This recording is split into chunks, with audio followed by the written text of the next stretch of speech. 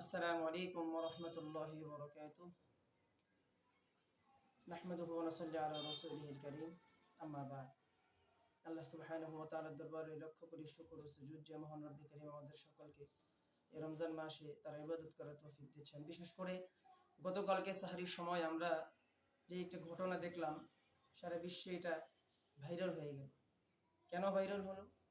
ইসরায়েলের যে বর্বরতার হামলা ফিলিস্তিনের গাজাবাসীর ওপর সাহরির সময় সে বর্বরতার হামলা করলো, 400 শতাধিক মানুষ নিহত হলো।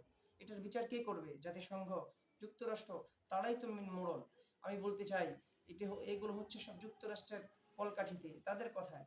এবং প্রতিটি বিশ্বের মুসলিম কান্ট্রিগুলো যারা আছেন, তারা যদি এই রমজানকে কেন্দ্র করে গাজাবাসীর পাশে আপনারা না দাঁড়ান, আপনারা বিক্ষোভ না করেন, তাহলে হাসরের ময়দানে আপনারা উঠে থাকবেন আল্লাহর কাছে।